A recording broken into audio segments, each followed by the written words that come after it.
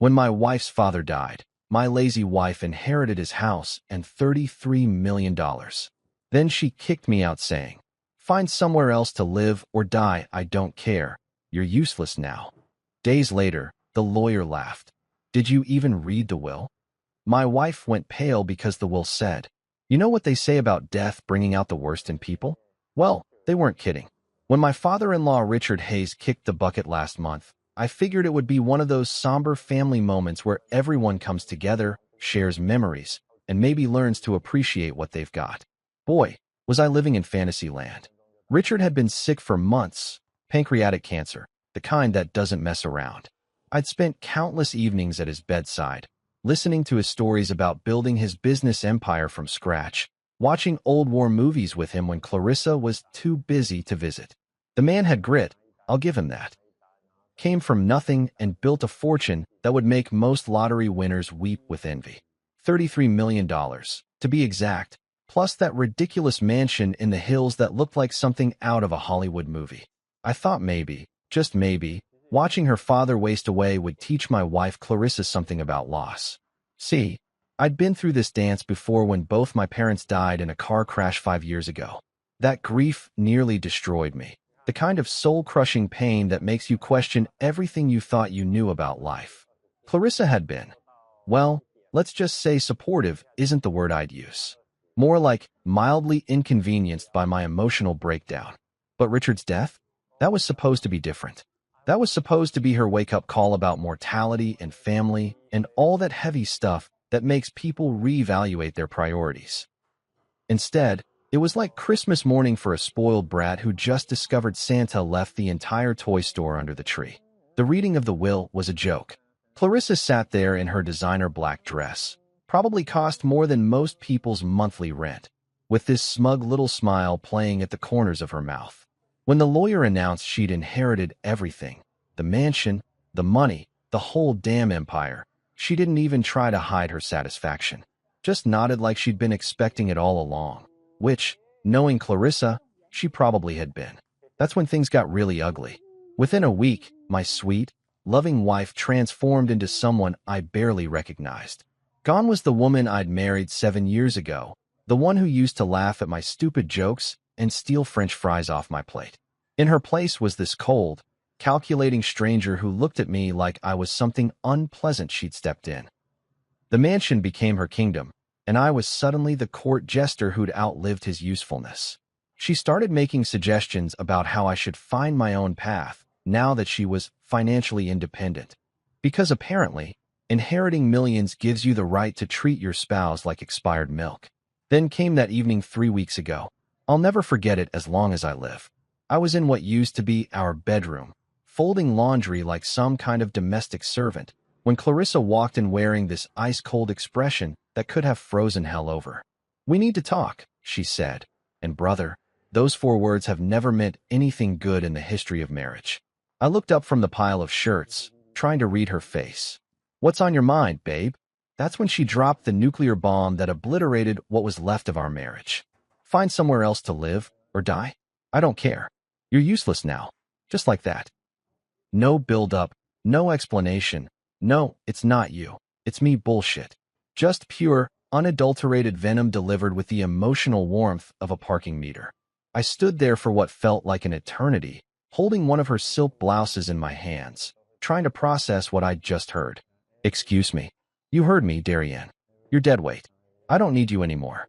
I have everything I want now, and you're just in the way." The words hit me like a sledgehammer to the chest. This was the woman I'd sacrificed everything for. The woman I'd worked 60-hour weeks to support while she found herself through yoga retreats and expensive hobbies.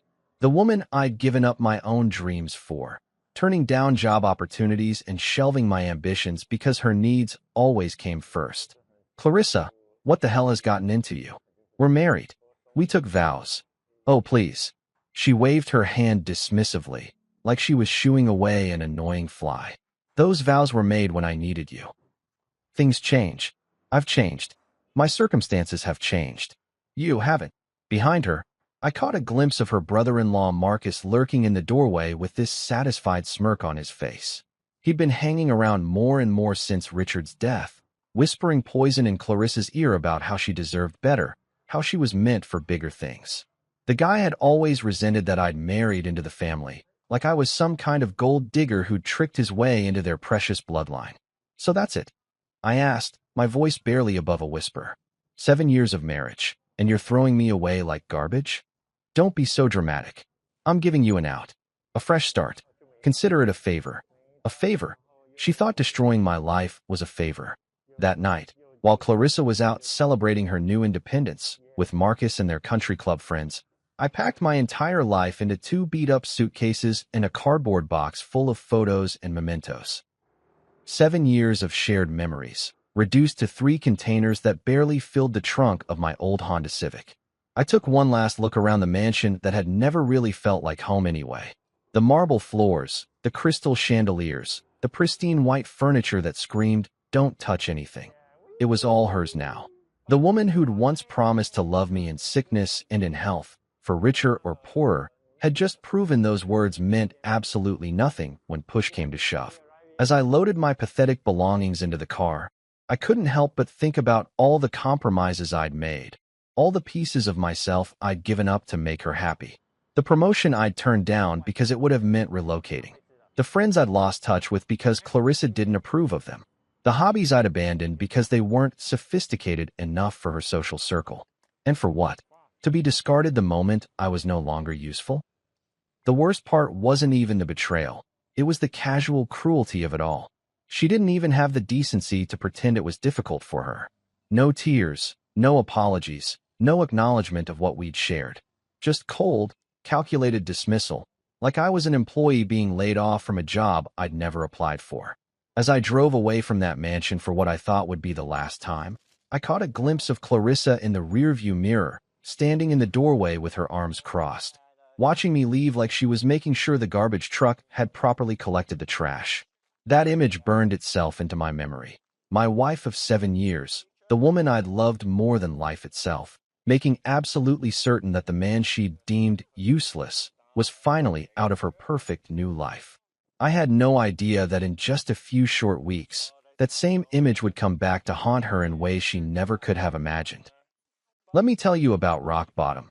It smells like industrial-strength disinfectant mixed with the broken dreams of every poor bastard who's ever checked into the Sunset Motor Lodge. And brother, I was now the latest addition to that illustrious club of life's spectacular failures. The place looked exactly like what you'd expect from a joint that charged $39 a night and had a flickering neon sign that only managed to spell out "SUETMOL" on a good day. The parking lot was a graveyard of beat-up cars and questionable life choices, and mine fit right in with the rest of the automotive disasters. The desk clerk, a guy who looked like he'd seen more action than a war correspondent and cared about as much, barely looked up when I stumbled through the door with my 2 suitcases and box of memories. He just slid a key across the counter and grunted something that might have been room 12 or move your car. Honestly, the guy's communication skills weren't exactly Harvard level. Room 12 turned out to be a masterpiece of budget hospitality. The carpet was this charming shade of "what the hell happened here?" and the wallpaper was peeling like a bad sunburn.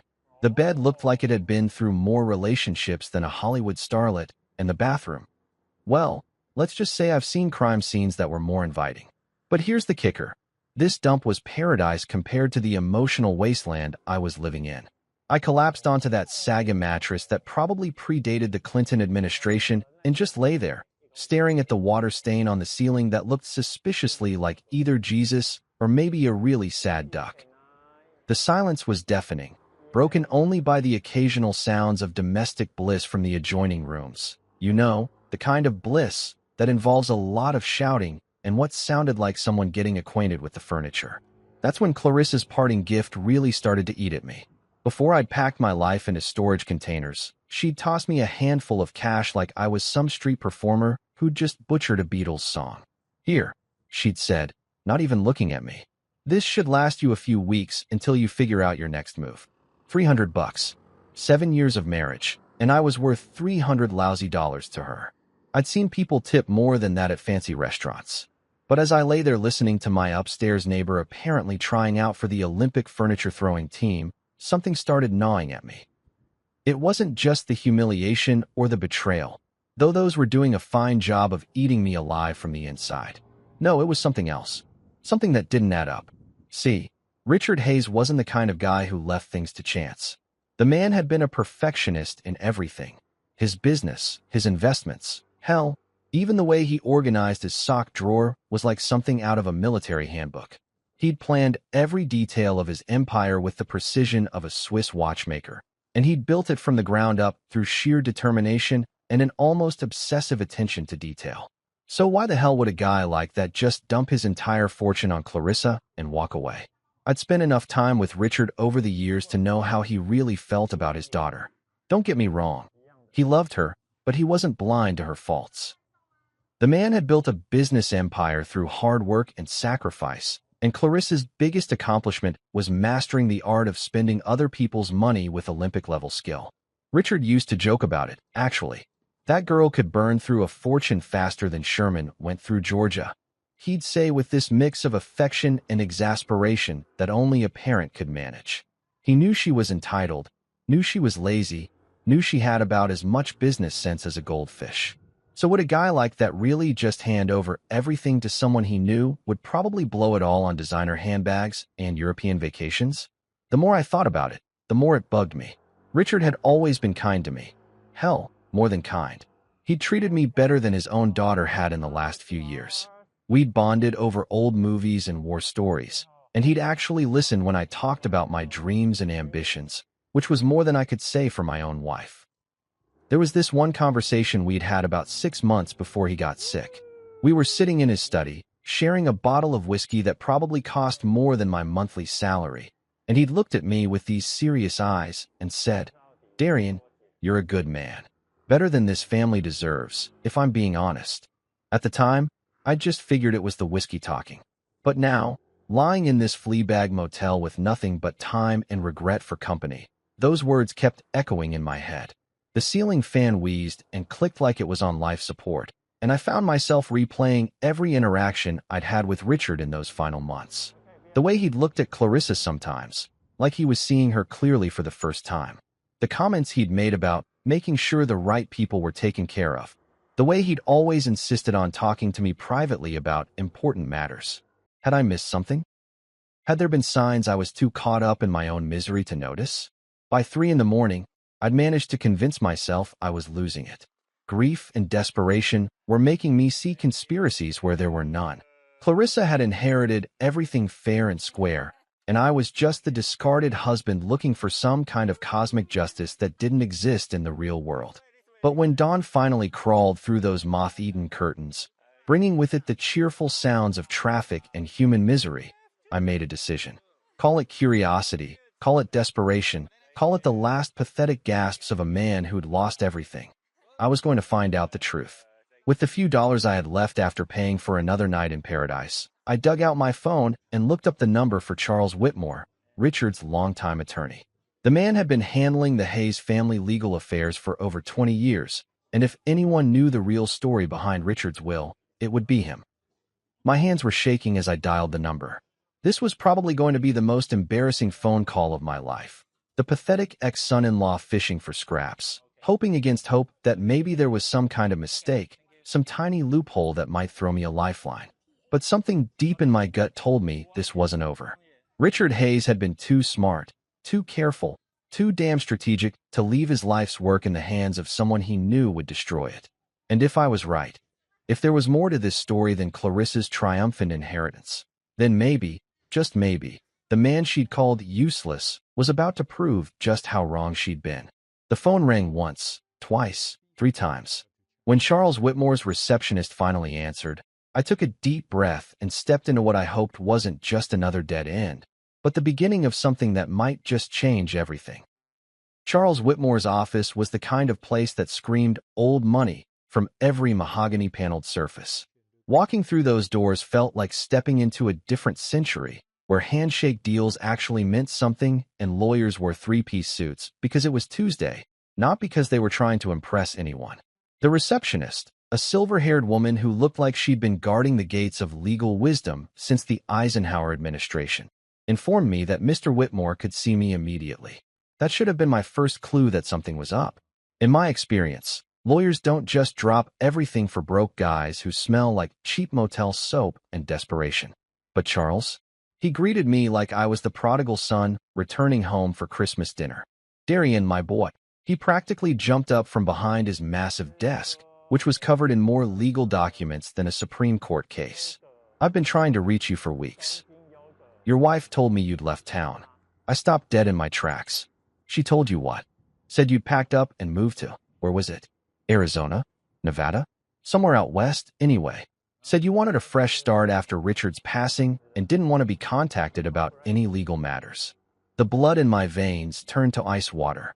That lying, scheming, backstabbing which had been intercepting my mail, screening my calls, basically erasing me from existence while she played queen of the castle. I should have been furious, but honestly, I was almost impressed by the sheer audacity of it all. Charles, I said, trying to keep my voice steady, I've been staying at the Sunset Motor Lodge about 15 minutes from here. I never left town, and I sure as hell never told anyone I didn't want to be contacted. The old lawyer's eyebrows shot up so high they practically disappeared into his hairline. He walked over to a filing cabinet that looked like it could survive a nuclear blast and pulled out a thick manila folder with Richard's name on it. Son, we need to talk. And I mean right now. He gestured to the leather chair across from his desk, the kind of chair that probably cost more than my car and felt like sitting on a cloud made of butter and good intentions. Charles settled behind his desk with the folder in front of him, looking at me like he was about to deliver news that would either make my day or ruin my life. Darian, what exactly did Clarissa tell you about her father's will? That she inherited everything. The mansion, the money, the whole $33 million empire. Pretty cut and dried, according to her. Charles made a noise that sounded like a cross between a chuckle and a snort. Cut and dried. That's rich. He opened the folder and pulled out what looked like the original will, thick, official-looking papers with more seals and signatures than a peace treaty. Let me ask you something, son. Did you actually see this alleged will? Were you present at the reading? I thought back to that day. Clarissa had come home from the lawyer's office practically glowing with satisfaction, waving some papers around like she'd just won the lottery. But now that I really thought about it, no, I admitted. She said it was family business. That since I wasn't a blood relative, I didn't need to be there. She brought home copies of some documents, but I never saw the actual will. Copies. Charles shook his head like I'd just told him I'd bought the Brooklyn Bridge from a guy in a trench coat. Of course she did. He turned the will around so I could see it, and my heart started pounding like I'd just run a marathon. Even upside down, I could see my name mentioned multiple times throughout the document. Darian, according to Richard's actual last will and testament, the one he signed, witnessed, and notarized in this very office, you are the primary beneficiary of his estate. The words hit me like a freight train carrying a cargo of disbelief. I'm sorry, what? The mansion, 70% of his liquid assets, controlling interest in his business holdings. It's all yours, son. Every last penny of it. I stared at the document like it was written in ancient Sumerian. But Clarissa said. Clarissa was left $10 million, Charles continued, flipping through the pages. A very generous inheritance, mind you. But it came with conditions. What kind of conditions? Charles adjusted his reading glasses and found the relevant section. The bequest to Clarissa Hayes Morrison is contingent upon her treatment of her husband, Darian Morrison, following Richard's death. Should she fail to honor the bonds of marriage and treat her husband with the respect and dignity he deserves, said bequest shall be null and void, and those assets shall revert to the primary beneficiary. My mouth went dry. You're telling me that by throwing me out like yesterday's garbage, she forfeited her entire inheritance? That's exactly what I'm telling you. Charles leaned back in his chair with something that might have been satisfaction dancing in his eyes. Richard was very specific about this clause. He'd watched his daughter's behavior over the years, seen how she treated you, and he wanted to ensure that his money didn't enable her to become an even worse person than she already was. I felt like I was having an out-of-body experience. This is insane. Why didn't she know about this? Oh, but she did. Charles pulled out another document. A receipt showing that Clarissa had been provided with a complete copy of the will 3 days after the funeral. She received the full, unredacted will. She chose to ignore the conditions, probably thinking they were just her father's way of being dramatic from beyond the grave. So she gambled with $10 million and lost. Spectacularly. Charles couldn't hide his grin anymore. Richard always said his daughter was too arrogant for her own good. Turns out he was right. I sat there in stunned silence, trying to process what I was hearing. The woman who had called me useless, who had thrown me out like I was nothing more than unwanted furniture, had just handed me a fortune through her own cruelty and stupidity. "There's more," Charles said, and I wasn't sure my heart could take any more revelations. "Richard left you a personal message. He recorded it about a week before he died. He pulled out an old-fashioned tape recorder, the kind they probably used during the Nixon administration, and pressed play. Richard's voice filled the room, weak from illness but unmistakably determined. "Darian, if you're hearing this, it means my daughter has shown her true colors. I'm sorry, son. I tried to raise her better, but some people are just born selfish. You've been more of a family to me these past few years than she ever was. Take care of what I've built. Use it wisely. And don't let her guilt you into giving her a damn penny. She made her choice." The recording ended, and I sat there feeling like I'd just been hit by emotional lightning. In the span of 20 minutes, I'd gone from being a discarded husband living in a fleabag motel to the heir of a multi-million-dollar empire. Charles was watching me carefully, probably wondering if I was going to pass out or start laughing maniacally. Honestly, I was considering both options. "So what happens now?" I finally managed to ask. "Now," Charles smiled like a shark who'd just spotted a school of particularly tasty fish. "Now we make this official.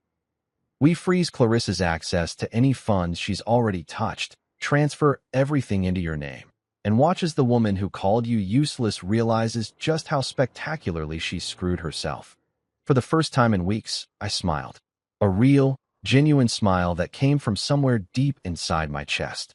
"Charles," I said, "let's get started. You know that feeling when you're about to drop the hammer on someone who absolutely deserves it? That sweet, almost intoxicating moment when karma finally decides to clock in for work after taking the world's longest coffee break? Yeah, that's exactly where I was sitting in Charles Whitmore's office, signing documents that were about to turn my cheating, lying, gold-digging wife's world upside down.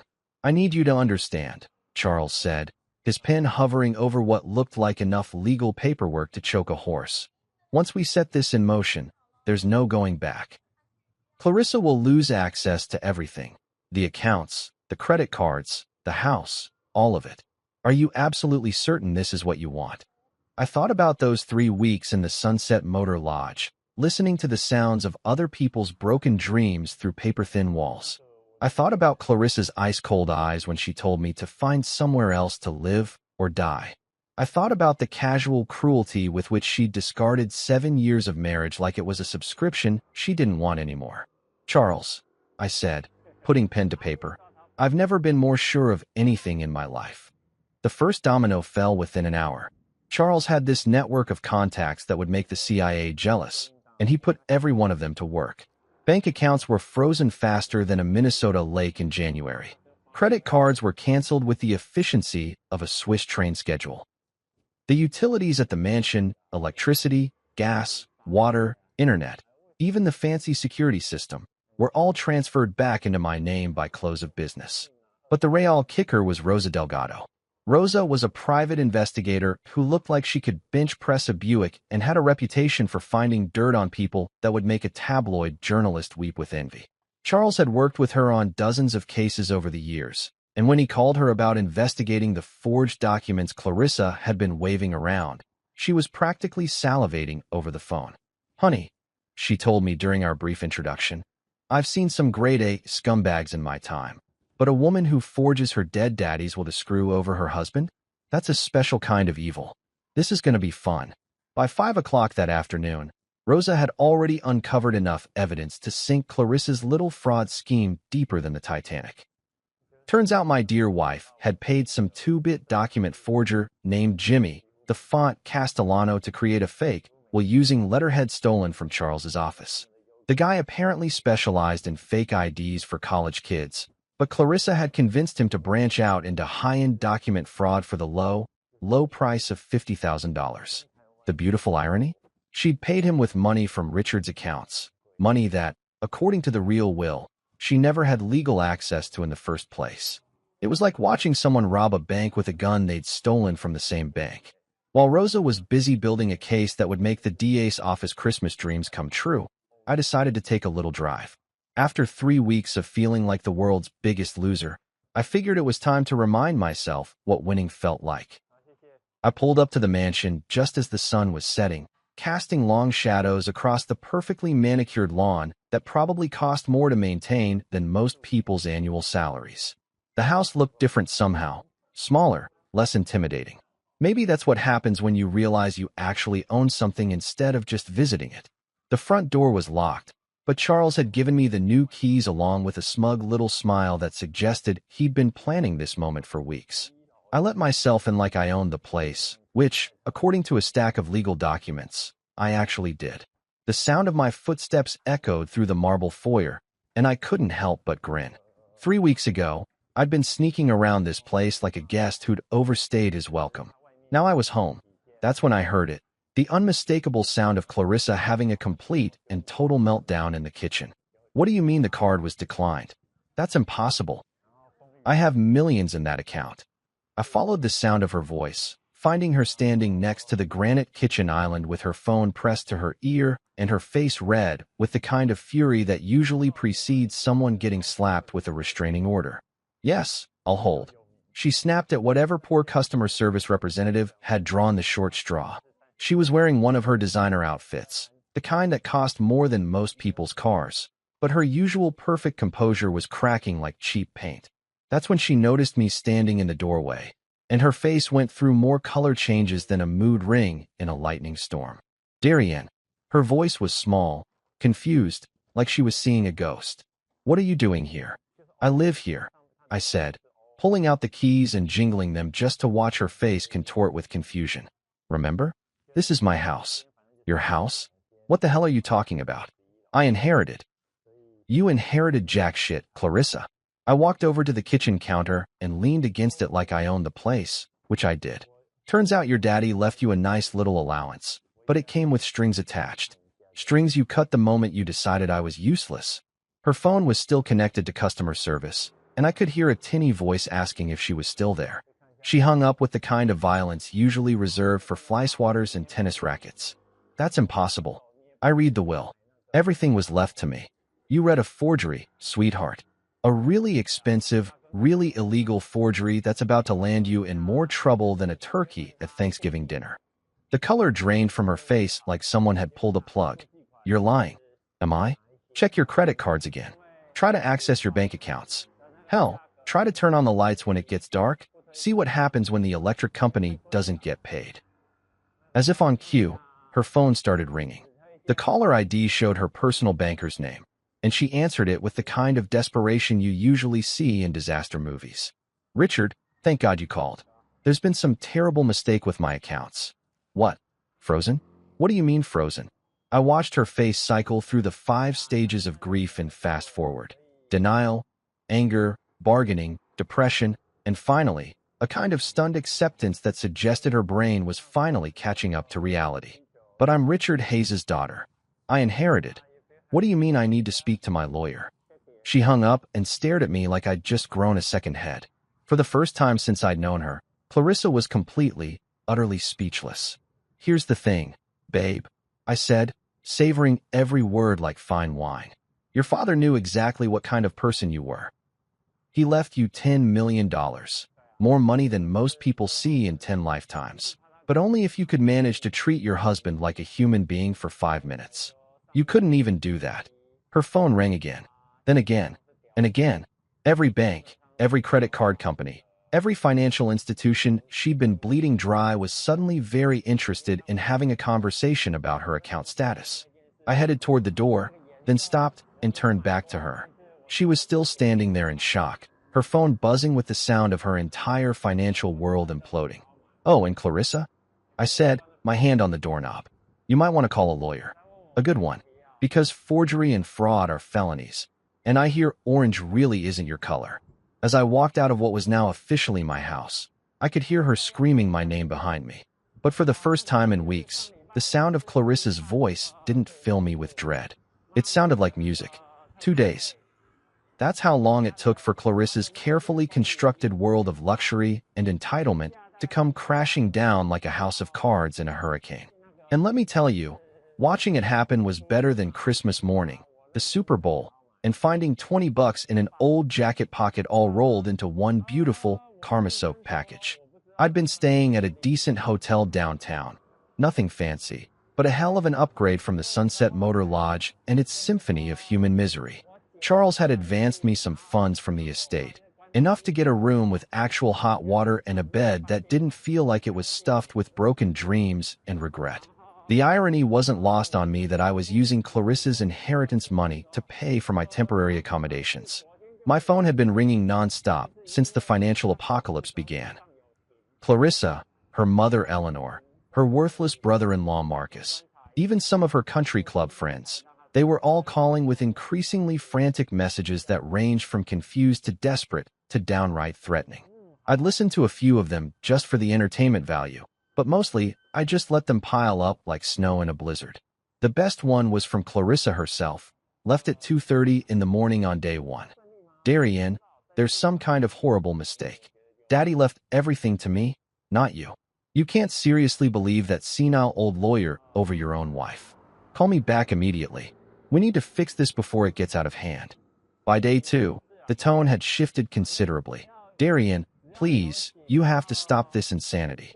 I'm still your wife, for God's sake. Whatever Charles Whitmore told you, it's wrong. Daddy would never do this to me. He loved me. I was his little girl. That one actually made me laugh out loud.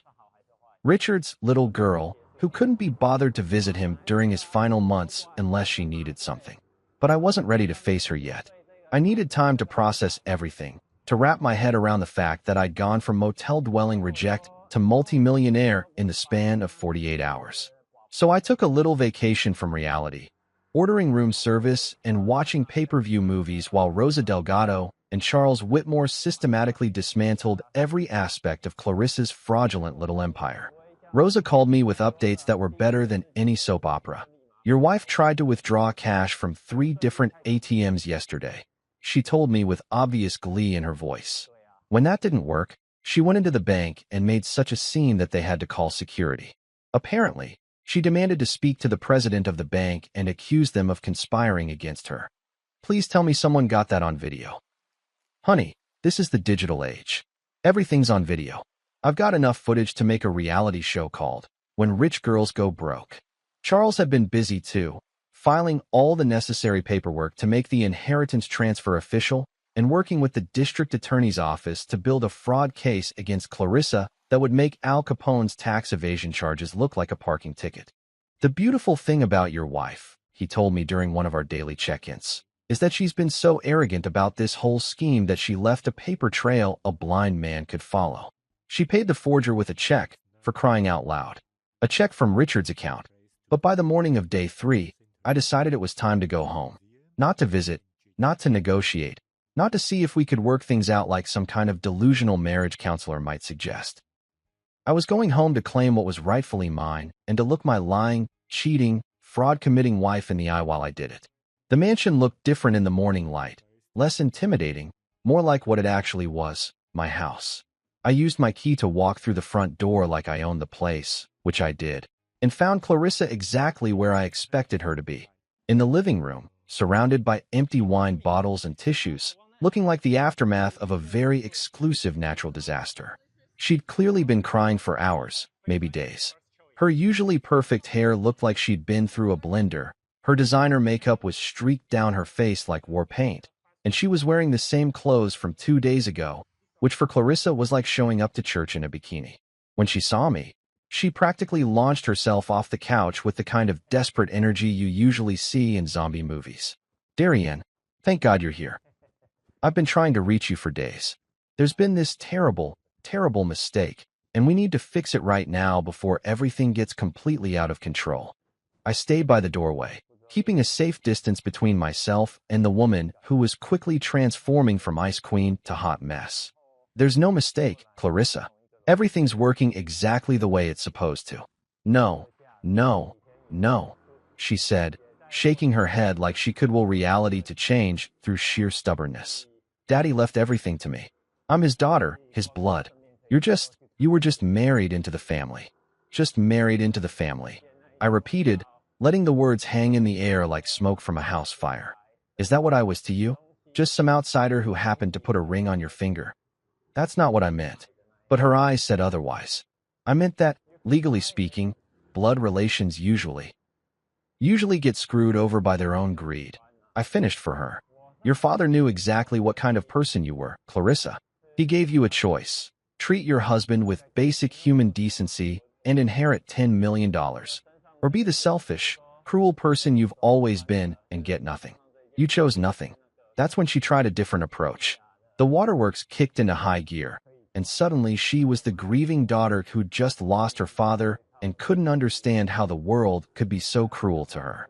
I'm still your wife, she whispered, moving closer with those big, tear-filled eyes that had probably gotten her out of trouble since she was 5 years old. We took vows, Darian, for better or worse, remember? In sickness and in health. I remember, I said, pulling out my phone and opening the voice recording app.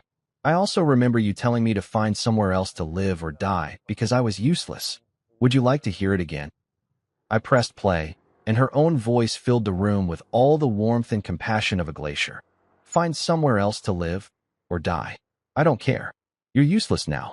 The sound of her own cruelty playing back to her was like watching someone get slapped by their own reflection.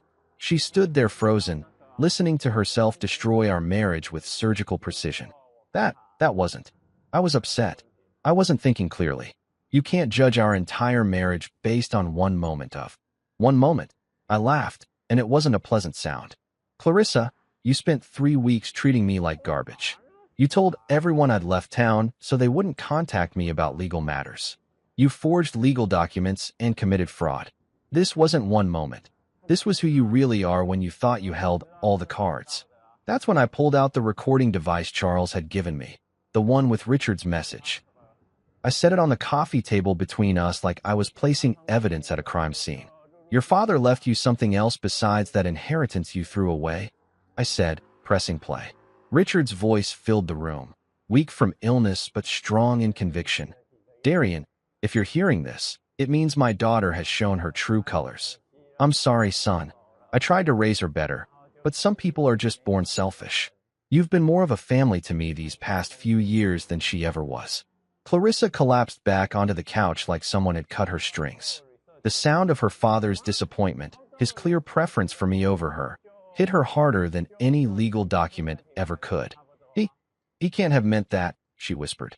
He was sick. He wasn't thinking clearly. He was thinking clearly enough to set up a will that protected me from exactly what you did to me, I said. He knew you'd show your true colors the moment you thought you had power over me. And you did exactly what he expected. For the first time in our entire marriage, I was the one in control. I was the one with the power, the money, the upper hand.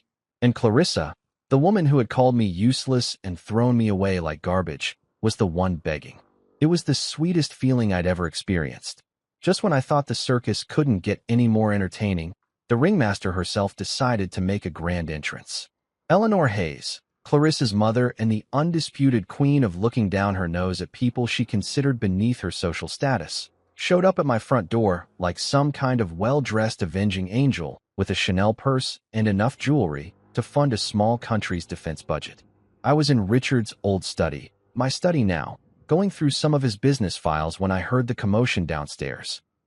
Actually, commotion might be putting it mildly. It sounded more like someone was trying to stage a hostile takeover of my foyer, complete with shouting, dramatic gestures, and what I could only assume were threats involving expensive lawyers and social ruin. Where is he? Eleanor's voice carried through the mansion like she was addressing the Roman Senate. Where is that opportunistic little weasel who's trying to steal my daughter's birthright? Charming.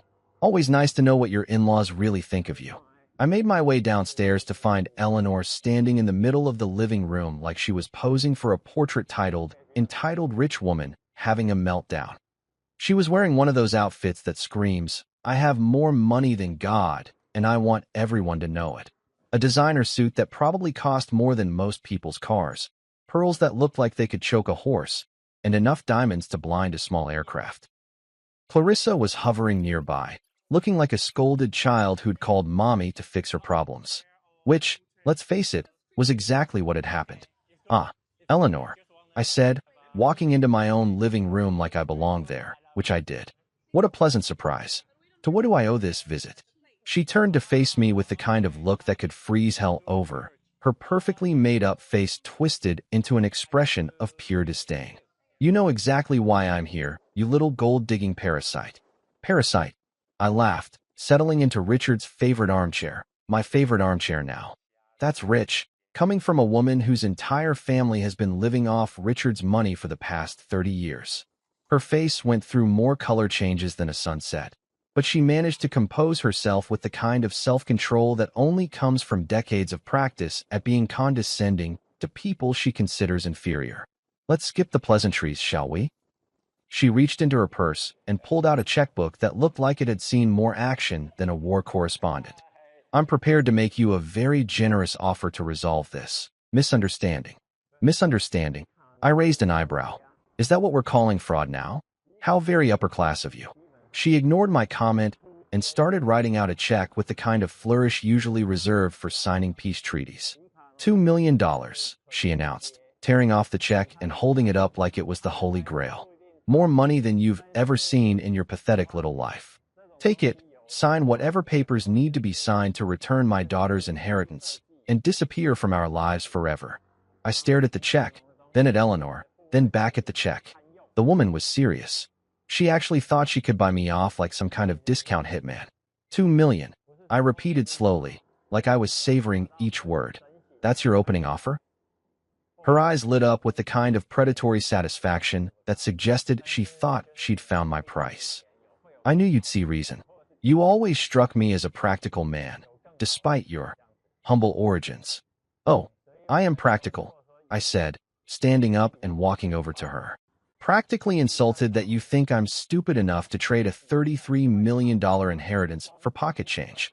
The confident smile slipped from her face like makeup in a rainstorm. Excuse me. You heard me. Your daughter forged legal documents to try to steal my inheritance. Your dead husband left me everything because he knew exactly what kind of people his family really were. And now you're trying to bribe me into giving up what's legally mine. The balls on you people are absolutely astronomical. Eleanor's composure cracked like cheap paint. She grabbed the check back and started writing furiously. 5 million, she snapped, practically throwing the new check at me. That's more than enough to set you up for life.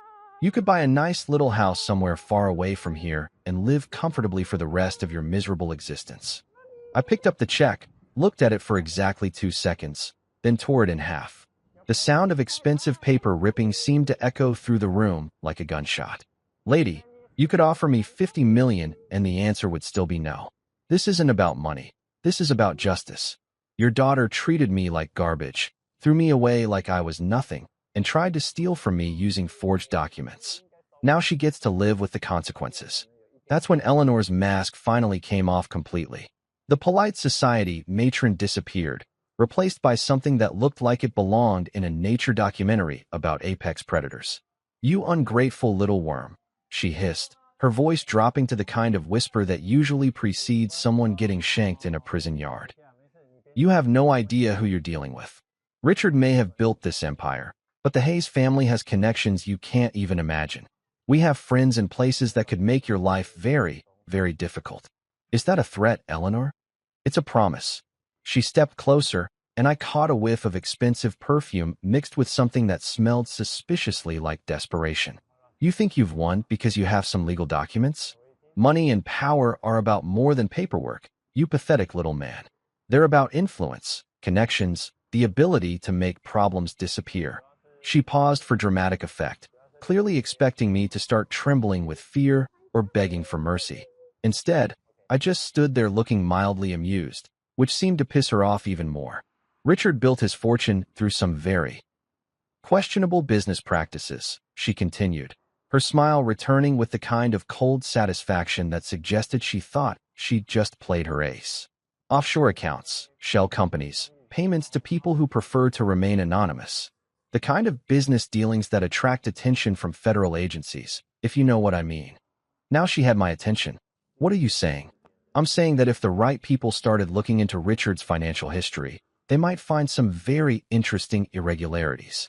The kind of irregularities that could tie up an estate in legal proceedings for years, maybe decades. The kind that could result in asset forfeiture, criminal investigations, maybe even prison time for anyone foolish enough to benefit from ill-gotten gains. My blood ran cold. Was she talking about money laundering, tax evasion, or something even worse? Of course, Eleanor continued, clearly enjoying the look of concern that must have crossed my face. These are just rumors. Whispers. The kind of thing that would never see the light of day if reasonable people could reach a reasonable agreement. She pulled out her checkbook again, this time writing with slow, deliberate strokes.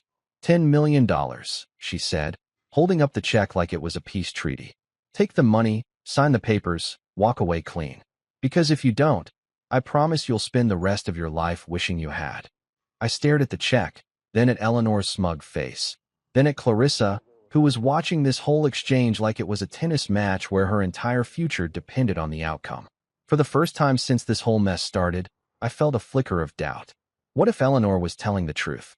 What if Richard's empire really was built on something illegal? What if I was about to inherit a fortune that would destroy my life instead of saving it? But as I stood there in that room, surrounded by the wealth and luxury that Richard had built through decades of hard work, I realized something important. Eleanor Hayes was desperate. Desperate people say desperate things, make desperate threats, and desperate promises. And if there's one thing I'd learned from my years of being married into this family, it's that desperate rich people are often the most dangerous kind. Eleanor, I said finally, my voice steady despite the tornado of doubts swirling in my chest. I think it's time for you to leave my house. Her face went white with rage. Your house? This will never be your house, you pathetic. Get out, I said, walking to the front door and holding it open. Now, as she stormed past me, her pearls clicking together like angry castanets, she stopped and turned back one last time. This isn't over, she whispered. Not by a long shot. And as I watched her drive away in her ridiculously expensive car, I couldn't shake the feeling that she might be right. Eleanor's threats echoed in my head like a bad song you can't shake, the kind that plays on repeat until you want to take a sledgehammer to your radio. After she'd stormed out of my house with all the dignity of a pissed-off peacock, I found myself standing in Richard's study, my study, staring at filing cabinets full of business documents that suddenly felt less like treasure chests and more like potential Pandora's boxes. Was I sitting on a fortune built from blood money? Had the man I'd respected, the father-in-law who'd treated me better than his own daughter ever had, been running some kind of criminal enterprise under the cover of legitimate business? The possibility made my stomach churn like a washing machine full of regret and bad decisions. I called Charles first, because if anyone would know about skeletons in Richard's closet, it would be his lawyer of 20 years. Eleanor came to see me today, I told him without preamble. She made some interesting allegations about Richard's business practices, something about offshore accounts and federal agencies. There was a pause on the other end of the line, the kind of silence that usually means someone's either dead or thinking very carefully about what they're going to say next. Darian, Charles said finally, I think we need to meet. In person. And we need to bring Rosa. That didn't sound ominous at all. 2 hours later, we were gathered in Charles's office like some kind of legal war council. Rosa had brought a laptop and enough files to stock a small library, while Charles looked like a man who was about to perform surgery on his own reputation. Before we go any further, Charles began, I need you to understand something. Everything I'm about to tell you is protected by attorney-client privilege, both with Richard and now with you as his heir. But Eleanor isn't entirely wrong. My heart sank faster than the Titanic in an ice storm. So Richard was dirty? Not dirty, Rosa interjected, pulling up what looked like bank records on her laptop. More like creatively accounting for his civic responsibilities. What the hell does that mean? Charles leaned back in his chair and rubbed his temples like he was trying to massage away a decades-old headache. It means Richard was very, very good at finding legal ways to avoid paying taxes. Offshore shell companies, creative consulting contracts, payments to entities that existed primarily on paper. Nothing illegal, mind you, but definitely operating in the gray areas of financial law. Rosa turned her laptop around so I could see the screen.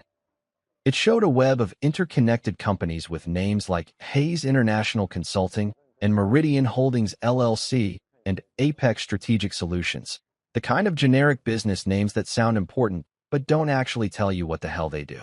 Your father-in-law was brilliant, she continued. He set up a network of companies that basically allowed him to shuffle money around like a three-card money dealer, always staying just on the right side of legal while minimizing his tax obligations to the point where the IRS probably wanted to send him a thank you card for the creative accounting lessons. I stared at the screen, trying to make sense of the financial spiderweb Richard had apparently spent decades weaving. So this is all legal? Technically? Yes, Charles said. Ethically questionable? Absolutely. The kind of thing that would attract unwanted attention from federal agencies if someone decided to make noise about it? You bet. That's when it hit me. Eleanor wasn't threatening to expose criminal activity. She was threatening to expose aggressive tax avoidance strategies that, while legal, would tie up Richard's estate in investigations and audits for years. She was trying to make my inheritance so toxic that I'd walk away just to avoid the hassle. So what you're telling me, I said slowly, is that Richard was basically a financial ninja who figured out how to legally screw the government out of tax money, and Eleanor's threatening to rat him out to cause me headaches? In layman's terms? Pretty much, Rosa grinned. Your father-in-law was playing 4D chess, while everyone else was playing checkers. But something still bothered me. If this is all above board, why would Eleanor think it could destroy me? Why would she be so confident that exposing it would get me to back down? Charles and Rosa exchanged a look that made my anxiety spike like a heart monitor in an emergency room.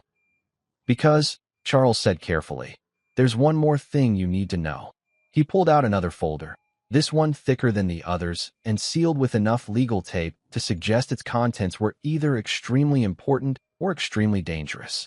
3 months before Richard died, he came to see me. Not about his will, not about his medical condition, but about this. He gestured to the sealed folder. He said he'd been contacted by someone from the Treasury Department. Someone asking questions about his business practices. The room suddenly felt about 20 degrees colder. What kind of questions?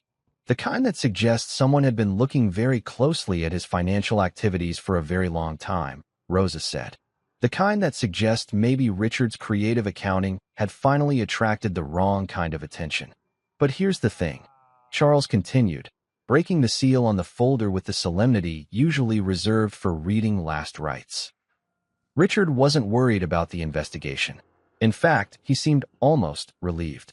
He pulled out a stack of documents that looked official enough to make my palms sweat. Treasury Department letterhead, FBI insignias, the kind of government paperwork that either means you're about to get a medal or about to get arrested. Darian, Charles said, looking me straight in the eye. Richard had been working with federal authorities for over 2 years. Everything you're inheriting, the money, the businesses, all of it, was part of an authorized operation to track down actual money launderers and tax evaders. I felt like someone had just told me that gravity was optional and the sky was actually purple. You're telling me Richard was an undercover agent? Not exactly, Rosa said, taking over the explanation with the kind of enthusiasm that suggested she'd been dying to tell this story. More like a very well-compensated informant. The Fed suspected that some of Richard's business associates were using similar shell company setups for actual criminal purposes, drug money, human trafficking, the really nasty stuff. They needed someone on the inside who understood how these financial networks operated. She pulled up another screen on her laptop, this one showing what looked like an organizational chart that would make a conspiracy theorist weep with joy. For 2 years, Richard fed information to the Treasury Department and the FBI about suspicious financial activities in his business circles. Every questionable transaction, every shady deal, every offshore account that smelled fishy, he documented it all and handed it over to the authorities. Charles leaned forward, and for the first time since I'd known him, the old lawyer looked genuinely excited. The beautiful part is that Eleanor has no idea. She thinks she's threatening to expose Richard's crimes. But what she'd actually be exposing is a federal investigation that resulted in the arrests of 15 major financial criminals and the seizure of over $100 million in illegal assets. I sat there in stunned silence, trying to process the fact that my supposedly crooked father-in-law had actually been Batman in a business suit, fighting financial crime from the inside, while maintaining the perfect cover of a slightly shady businessman. So when Eleanor threatens to expose Richard's dark secrets, I said slowly, she's actually threatening to expose herself as the daughter of a federal informant who helped take down a criminal network? Exactly, Rosa grinned. The woman is basically threatening to shoot herself in the foot with a cannon. But even as relief washed over me like a cool breeze on a hot day, another thought occurred to me. If Richard was working with the feds and Eleanor doesn't know about it, then she's about to walk into a trap of her own making. Charles finished. And we're going to let her. For the first time in days, I smiled. A real, genuine, from the bottom of my soul smile. My father-in-law hadn't just left me a fortune, he'd left me a legacy of justice. And his family was about to learn that some games are rigged from the start. You know what they say about the best-laid plans of mice and men? Well, sometimes those plans involve wearing a wire to dinner with your lying, scheming ex-wife and her equally crooked mother while federal agents listen in from a van parked outside your house. Not exactly what I'd pictured when I signed up for marriage 7 years ago, but life has a funny way of throwing you curveballs when you're expecting fastballs. After discovering that Richard had been working with the feds, Charles made a phone call that changed everything. Within 6 hours, I was sitting across from Agent Sylvia Martinez of the FBI, a woman who looked like she could bench press a Buick and had the kind of no-nonsense attitude that made you want to confess to crimes you'd never even thought about committing. Mr. Morrison, she said, settling into the chair across from me in Charles's office. Your father-in-law was instrumental in helping us build cases against some very dangerous people. His cooperation led to multiple arrests and the seizure of significant criminal assets. So I've been told, I said, still trying to wrap my head around the idea that Richard had been living a double life as some kind of financial superhero. But what does that have to do with me? Agent Martinez smiled, and it was the kind of smile that usually preceded someone having a very bad day. Your wife and mother-in-law are about to make a very big mistake. They're going to try to blackmail you with information about Richard's business dealings, not knowing that everything they think they know about him is exactly what we wanted his criminal associates to believe. She pulled out a small device that looked like something out of a spy movie, the kind of wire that probably cost more than my old car and was about as sophisticated as a NASA satellite. We'd like you to wear this during your next conversation with them. Let them make their threats. Let them try to extort you. Let them dig themselves deeper into a hole they don't even know they're standing in. I stared at the device like it might bite me. You want me to set up my own wife? Mr. Morrison, your wife forged legal documents, committed fraud, and is now attempting to extort money from you using false information about federal investigations. She set herself up. We're just giving her enough rope to hang herself with. Charles leaned forward, his eyes twinkling with the kind of mischief that suggested he'd been looking forward to this moment for years.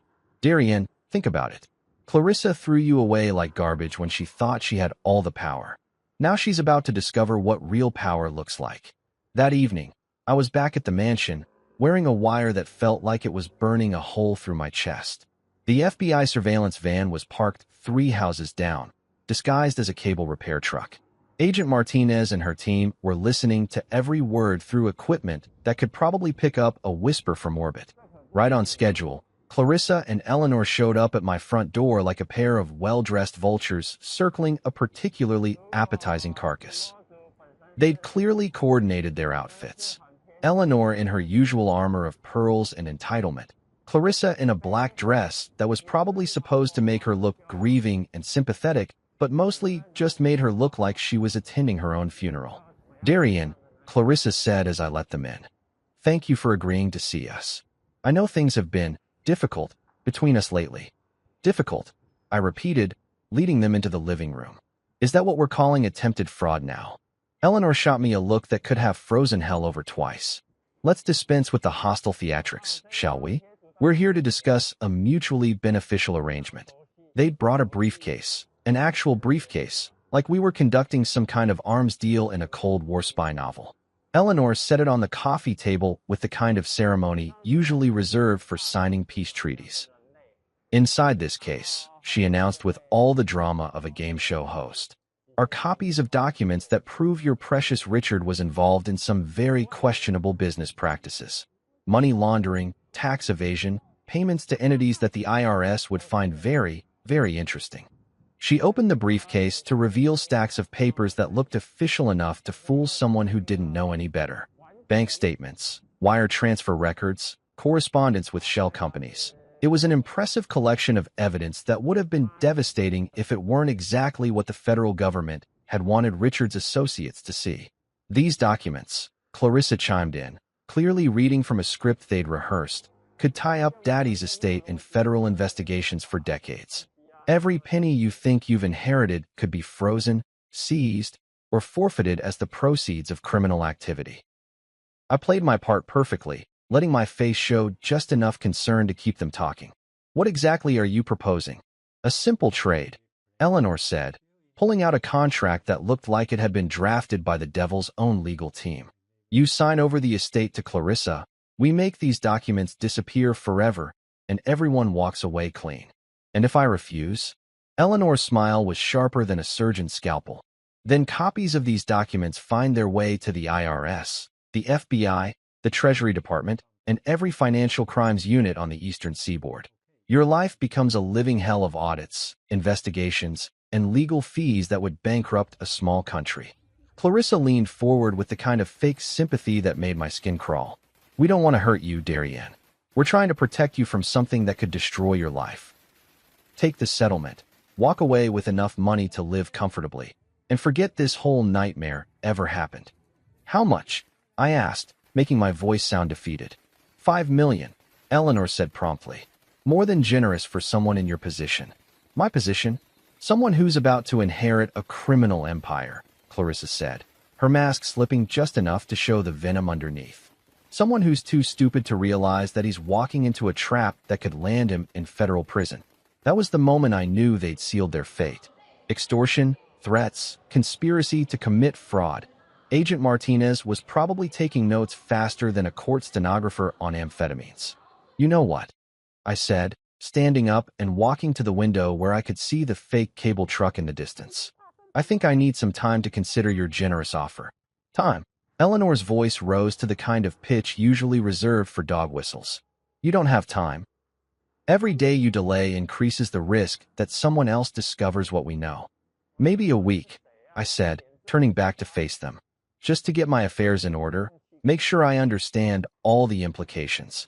That's when Eleanor lost it completely. The polite society matron vanished, replaced by something that belonged in a nature documentary about predatory reptiles. You listen to me, you ungrateful little parasite, she hissed, standing up so fast she knocked over her chair. We're offering you a way out of this mess, and you're going to take it. Because if you don't, I will personally make sure that your pathetic life becomes a living nightmare. I have friends in the federal government, friends who owe me favors, friends who would be very interested to know about Richard's criminal activities. Criminal activities, I repeated calmly, such as money laundering.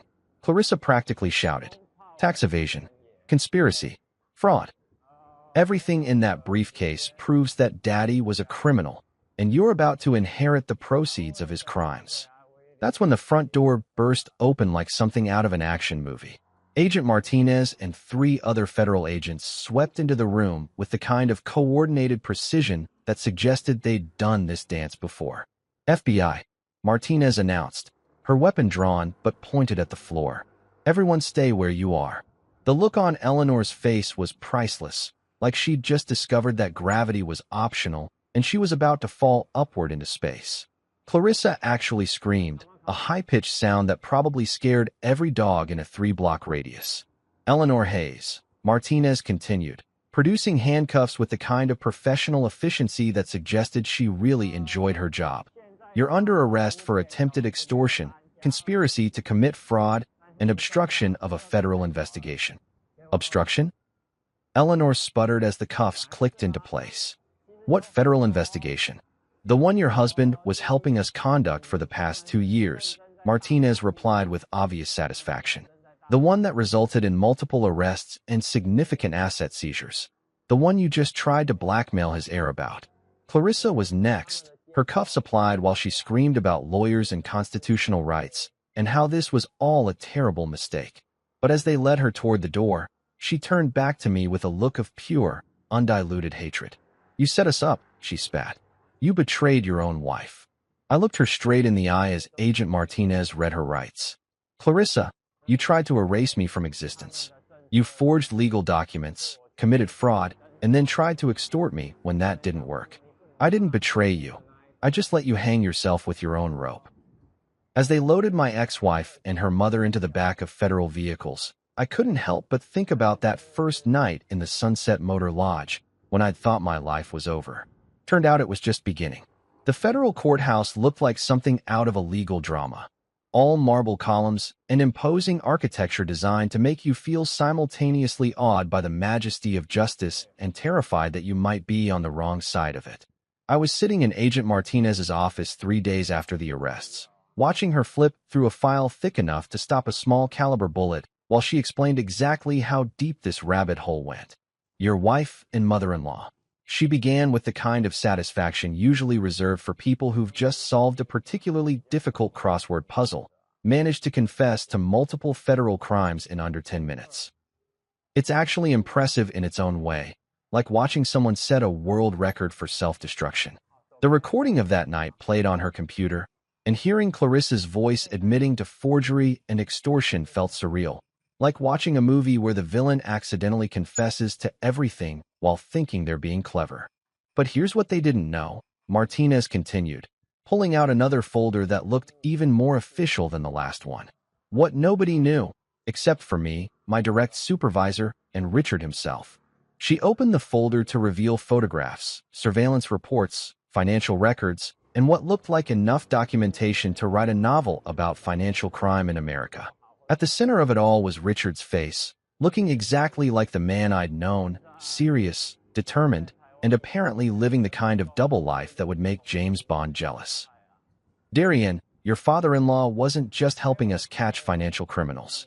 He was the key to dismantling one of the largest money laundering operations on the East Coast.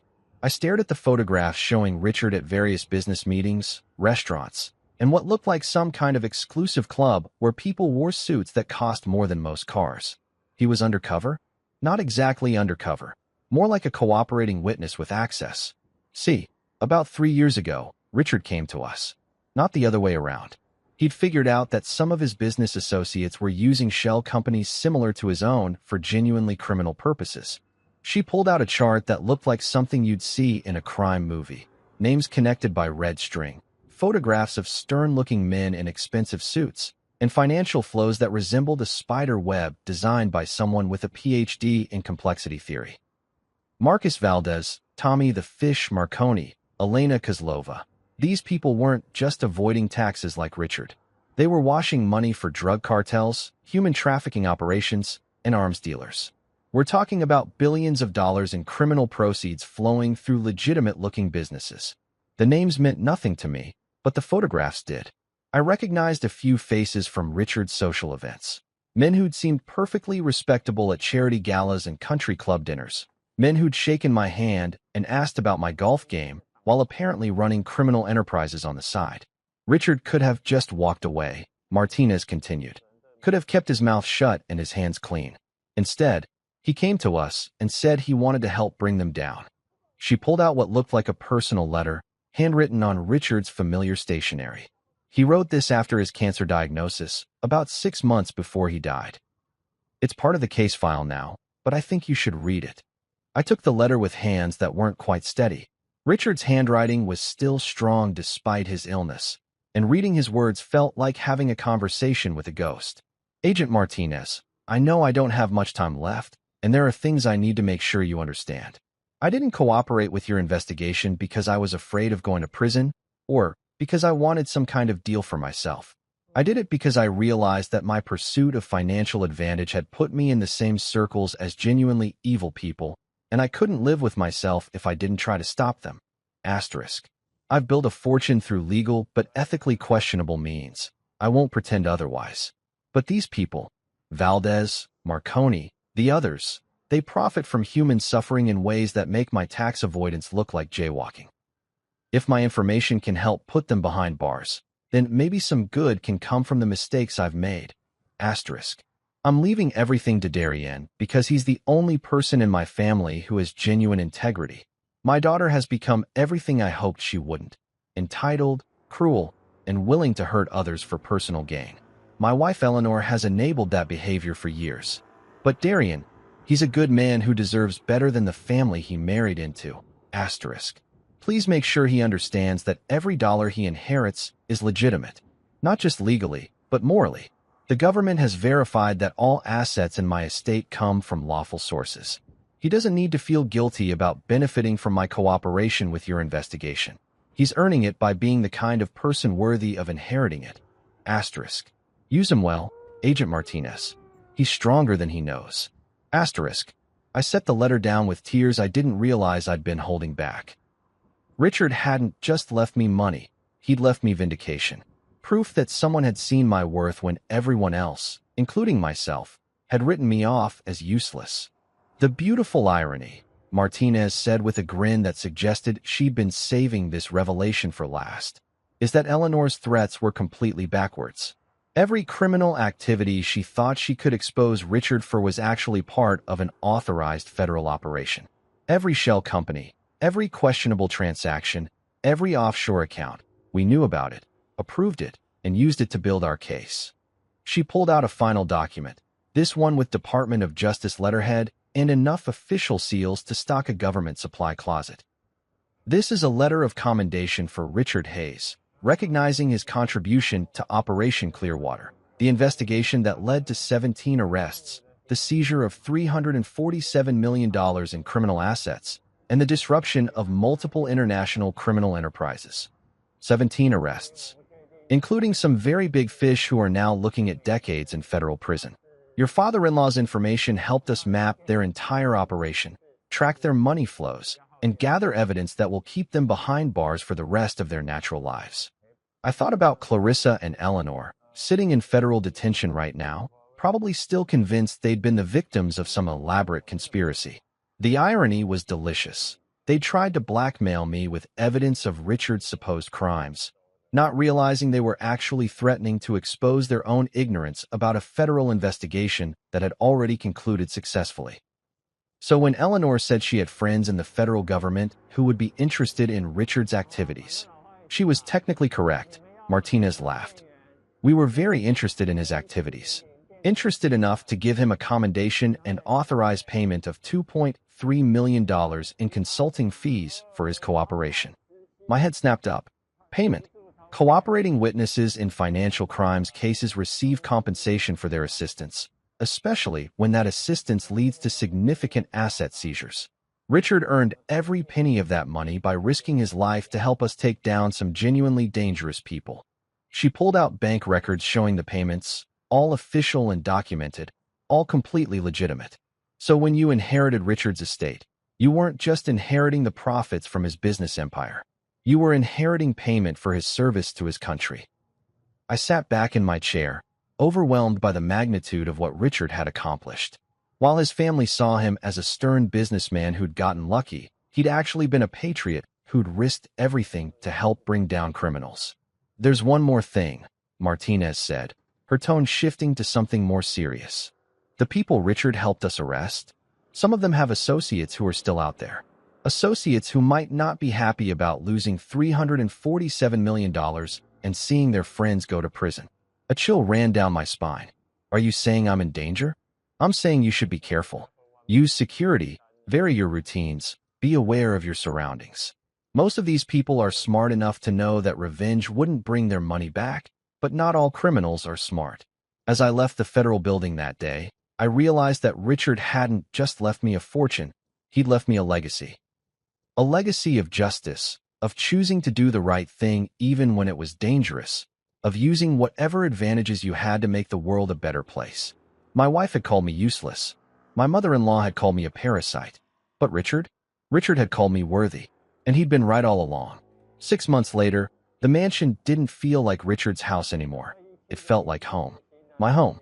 I'd redecorated the place from top to bottom, replacing Eleanor's gaudy taste with something that actually reflected who I was instead of who I was supposed to impress. The library had become my office, filled with plans for my newest project, and Richard's old study was now something I was particularly proud of. The Whitmore Foundation for Family Integrity wasn't just some tax write-off charity. It was my chance to help other people who'd been screwed over by greedy relatives and manipulative spouses. Men and women who'd been discarded like yesterday's garbage when they were no longer useful. People who needed legal help to fight back against family members who thought love was conditional on bank account balances. We'd already helped dozens of cases. Wives whose husbands had hidden assets during divorce proceedings. Adult children whose parents had been manipulated into changing their wills by gold-digging caregivers. People like me, who'd been written off as worthless until they proved otherwise.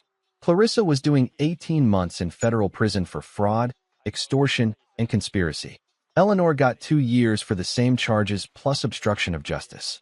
Their letters arrived every week like clockwork, desperate pleas for forgiveness, promises that they'd changed, explanations about how prison had taught them the error of their ways. I never opened them. The woman who'd called her husband useless was probably sharing a cell with someone who'd appreciate that kind of irony.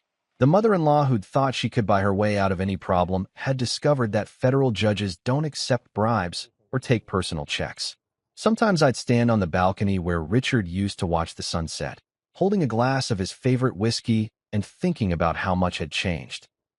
The scared, broken man who'd packed his life into 2 suitcases was gone, replaced by someone who understood his own worth. Charles had been right about one thing. Sometimes the pawn really does become the king. And this king? This king wasn't interested in ruling through fear or money or manipulation. I was building something better than an empire. I was building a legacy that would have made Richard proud.